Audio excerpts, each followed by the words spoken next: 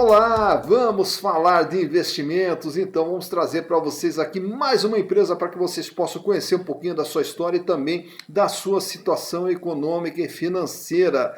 E essa empresa aqui, inclusive, foi uma indicação de dois inscritos nossos aí no canal, o Walter Santos e o Armando Diniz, que nos mandaram lá a sugestão para que pudéssemos fazer a análise da Domo Energia SA. Né? E você que também quer saber a respeito de outras empresas, você também pode mandar a sua sugestão aqui no nosso canal. Basta se inscrever aí no canal, dar o like lá, ativar a sinetinha lá das notificações para você sempre estar bem informado de todas as empresas que nós estamos disponibilizando.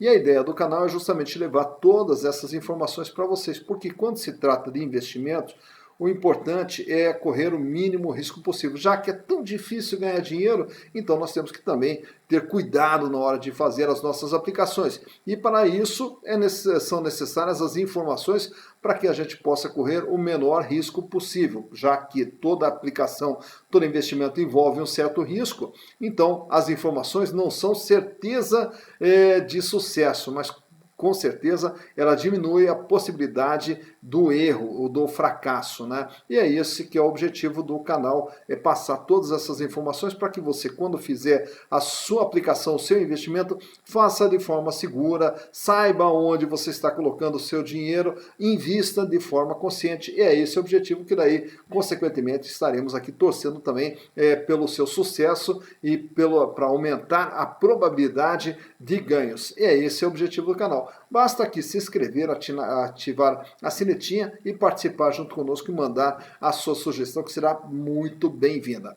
Então vamos falar da Domo Energia SA. E para falar da Domo Energia, a gente vai ter que contar um pouquinho da história, da onde que surgiu, como que começou.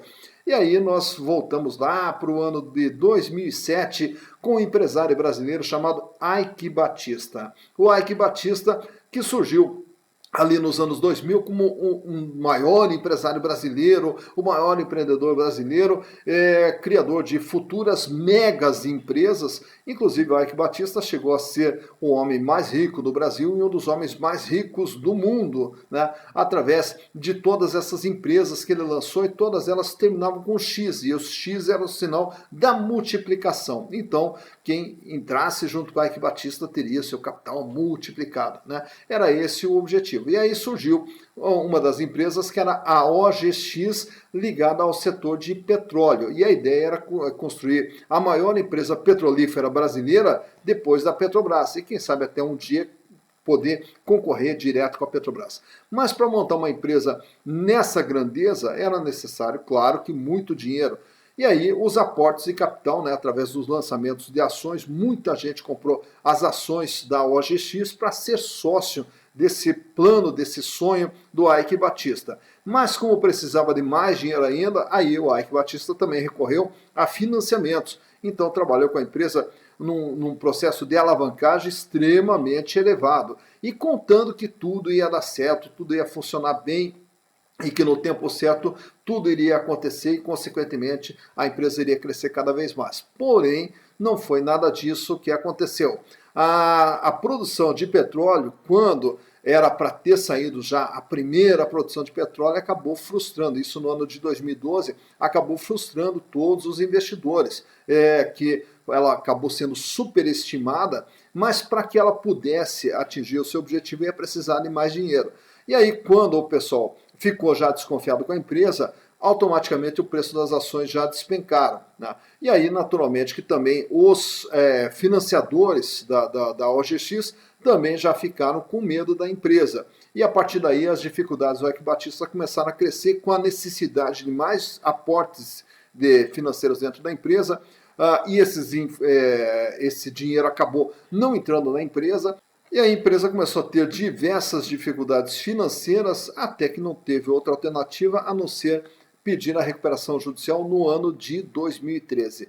E a partir desse momento, aí os credores também dentro do plano de recuperação judicial acabaram assumindo a empresa, e o Eike Batista ainda tem uma participaçãozinha pequena lá dentro da OGX, mas hoje é um fundo de credores que acabou assumindo a empresa para tentar recuperá-la. E aí, no final do ano de 2017, a empresa conseguiu sair do seu processo de recuperação judicial, só que saiu extremamente machucada, a empresa saiu extremamente comprometida para poder desenvolver as suas atividades. E aí já no ano de 2017 também trocaram o nome da empresa, de OGX, que tinha sido transformada em OGX Par, OGPar, e aí virou Domo Energia SA. Empresa essa que hoje vamos retratar para vocês através dos números, trazendo aqui o ano de 2018, 2019 e 2020 e também o balanço do primeiro trimestre de 2021 para você conhecer como que está sendo o andamento da empresa ao longo desses últimos anos. E estamos aqui então com as últimas demonstrações contábeis da Domo Energia SA referentes aos exercícios 2018, 2019 e 2020 e também trouxemos aqui o primeiro trimestre do ano de 2021.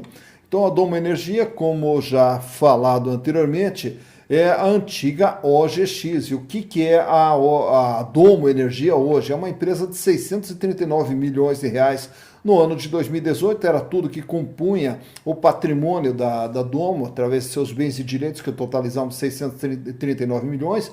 No ano de 2019 aumenta aqui para 1 bilhão 339 milhões, só que em seguida ela já cai para 289 milhões de reais. Tá? E esse aumento aqui, daqui a pouquinho até a gente explica a sua razão, e agora no primeiro trimestre de 2021 reduz mais ainda para 226 milhões de reais. Tá? Então o que acontece com a Domo? No ano de 2018, ela dispõe aqui de 283 milhões de capital de giro, que representa 44,4% do seu patrimônio, tinha aqui um volume de dinheiro em caixa, 157 milhões de reais, os seus estoques de 28 milhões e outros valores ali a receber de curto prazo, 97 milhões 506. Tá? Já para o ano seguinte, esse capital de giro aqui, ele diminui para 220 milhões e a sua representatividade de apenas 16,5%.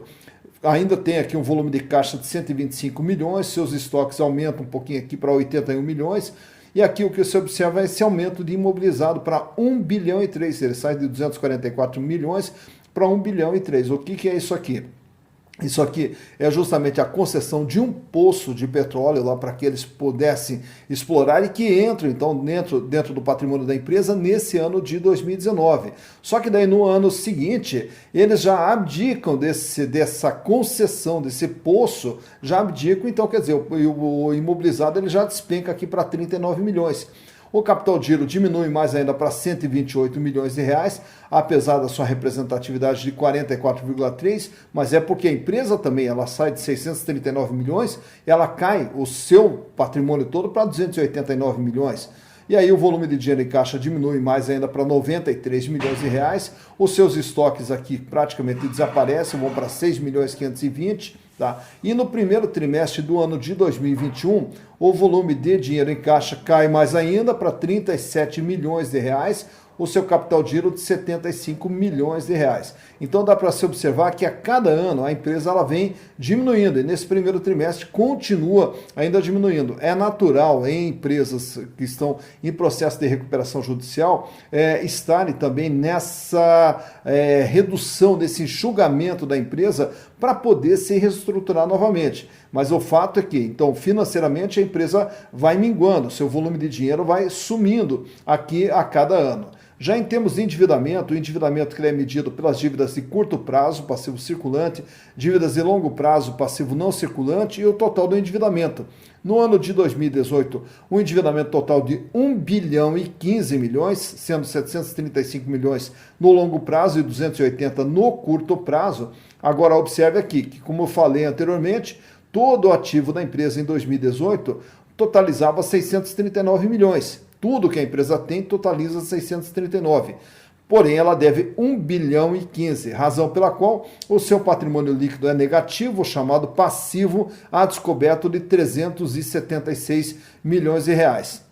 Aqui ela tinha um capital até elevado de 12 bilhões de reais, porém 12 bilhões 393 milhões de prejuízos acumulados. No ano de 2019, o endividamento da empresa, 461 milhões no curto prazo, aumenta a dívida no curto prazo, aumenta a dívida no longo prazo para 1 bilhão 360 e a dívida total fecha em 1 bilhão 822 milhões de reais, tá?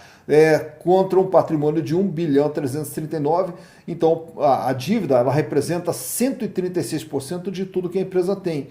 E aí nós observamos aqui que o capital reservas ele despenca de 12 bilhões para 315 milhões e o prejuízo acumulado despenca de 12 bilhões 393 para 797 milhões. Por quê? Porque esse prejuízo acumulado ele diminuiu o capital em reservas, então foi absorvido pelo capital em reservas, razão pela qual o capital em reservas diminui para amortizar todo esse prejuízo aqui. No ano de 2020, a dívida daí ela cai para 1 bilhão e 44 milhões, a dívida de longo prazo ela cai aqui para 684 milhões e a de curto prazo 359 milhões. Permanece aqui com um PL negativo de 754 milhões e o prejuízo acumulado volta a subir para 1 bilhão 126 milhões. E no primeiro trimestre, a dívida cai mais um pouco aqui para 985 milhões, tá? Sendo que o patrimônio líquido negativo, ou passivo a descoberto, ele permanece aqui em 758 milhões. Então, por que a dívida cai? Justamente devido a esse enxugamento que a empresa está tendo, então ele também vai matando essas dívidas aqui. Então, mostra que a empresa financeiramente ela vem piorando a cada ano, mas também ela vem tentando diminuir as dívidas, só que as dívidas ainda são muito elevadas. Para reduzir essas dívidas aqui, os caminhos seria a emissão de ações, o que é muito complicado para quem está numa situação dessa, a busca de financiamentos, que também é difícil para quem está com uma situação muito complicada como a da Domo, então também é muito difícil. E a outra opção seria a empresa começar a produzir resultados, que é o que a gente vai ver agora. O faturamento, que era de 538 milhões em 2018, cai para 438 milhões em 2019, cai para 333 milhões em 2020 e nos 3 primeiros meses do ano fechou apenas em 30 milhões de reais. Vamos considerar que permanecendo nessa média aqui, 30 milhões em 3 meses, a empresa fecharia o ano com um faturamento em torno de 120, 130 milhões de reais, bem abaixo daquilo que a empresa já vem faturando. E os seus resultados, 670 milhões de prejuízo em 2018, 126 milhões de prejuízo em 2019, 328 milhões de prejuízo em 2020 e ainda sobrou nesse primeiro trimestre um prejuízo pequeno, porém prejuízo de 15 milhões 578 mil reais. Então, essa aí é a análise dos números apresentados pela Domo Engenharia, que números esses que podem ser buscados lá no site da CVM, ou até mesmo no site da Domo Energia, onde você vai lá na relação com investidores e busca esses balanços. Então todas as informações são disponibilizadas ao público, tanto no site da CVM como também no site da própria companhia.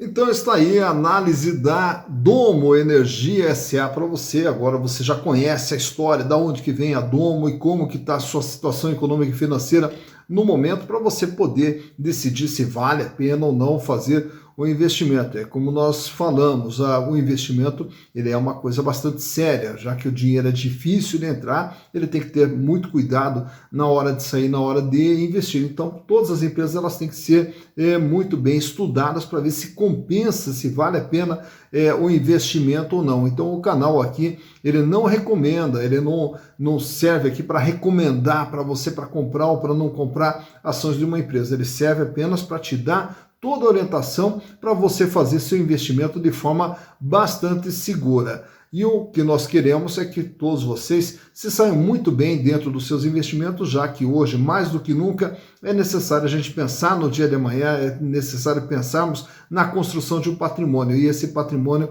ele tem que ser feito passo a passo, mas com muito cuidado, com um olhar lá na frente, né? E sempre sabendo aonde que nós estamos colocando o nosso dinheiro. É esse o objetivo do canal. Bons investimentos para você!